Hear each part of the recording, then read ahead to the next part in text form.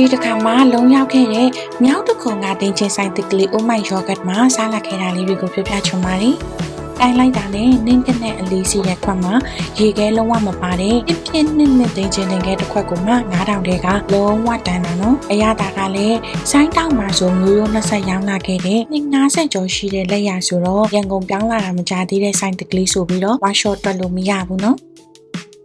တက်ချာကအရန်ချုံးမွေပြီးတော့ရေပါဝင်မှုနေတာကြောင့် creamy ဖြစ်ကလေးပါဒါကူမှကိုယ်တိုင်ကြိုးတဲ့ထညက်ရေကိုယ်တိုင်လုပ်တဲ့အသီးနှစ်တွေနဲ့ခုလိုမျိုးတင်ခဲ့တဲ့ခြင်းလေးကိုတွဲစားရမှာပါတရက်စာတရက်ပဲလက်လက်ဆက်လုပ်တာကိုတော့စားကြည့်လိုက်လို့ရှိရင်ပြောစရာမလိုအောင်ကိုလက်ဆက်မှုကိုခံစားရစီပါတယ်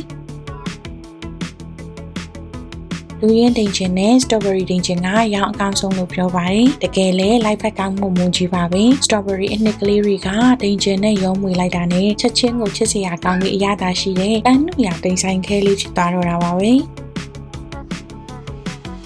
ဒူးရင်တင်ချင်းဆိုလို့ရှိရင်လေဒူးရင်အနှစ်တွေနှစ်ထပ်သုံးထပ်အလွှာလွှာထည့်ပေးထားတဲ့နုအိချုံမွေနေတဲ့တင်ချင်းခွက်ကစိတ်ထဲမှာမြင်ကြည့်လိုက်ရင်တော့မှတရေယူစရာကောင်းနေပြီဟုတ်စားလိုက်မယ်ဆိုလို့ရှိရင်လည်းလူရင်းတရဲ့ creamy battery taste ကိုအရင်ဆုံးခံစားရမှာဖြစ်ပြီးတော့တင်ချင်ရဲ့ X မှုနောက်ကနေချင်းစိမ့်စိမ့်အရသာလေးကထိမ့်ပေးထားသလိုအဆုံးသတ်မှာလည်းပါဇက်တဲ့အနံ့လေးကတင်းကျန်ခဲ့တာမျိုးပါလူရင်းကိုလုံးဝကောင်းလာပြီချင်တာတရက်တီးတင်ချင်ဆိုလို့ရှိရင်အရသာပိုင်းကလည်းအသီးမှတရက်ဆိုတဲ့စိမ့်တလုံးအနှစ်ဆိုတော့နူးညံ့တဲ့တင်ချင်လေးနဲ့ပေါင်းသွားတဲ့အချိန်မှာရင်ထဲထိကိုချိုးအေးမွေးသွားတော့တာပါပဲမသိလို့ရှိရင်နှွေးရသည်ဆိုတာကြီးကပါဇက်ထဲနေဒိန်ကျင်လေးနဲ့ပြောစင်းသွားတော့မယ့်အတိုင်းပါ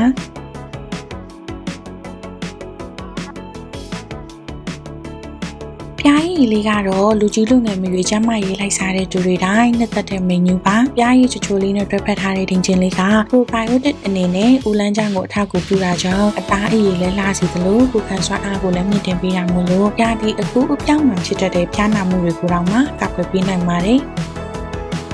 Oh my yogurt မှာကလုံချခဲ့တဲ့မိန်ညူးလေးတွေအပြင်ဒိန်ကျင်နဲ့လိုက်ဖက်ရအသီးမိန်ညူးလေးတွေရောထပ်ရှိပါသေးတယ်။ဒါကြောင့်ဒီအပူချိန်နဲ့စိတ်အလိုမကျဖြစ်နေတဲ့သူတွေအတွက်ကန္တာယာတွေကစမ်းရည်တွင်းတွေလိုမျိုးကျမရေကိုပါထပ်ဖို့ပြုပြီးတယ်။ပေါ်ရီဒိန်ကျင်လေးတွေကိုညှုပ်ပေးလိုက်ရပါတယ်ရှင်။ဒါဆိုနောက်ဗီဒီယိုတွေထဲမှာပြန်ဆုံပါမယ်နော်။ဒါ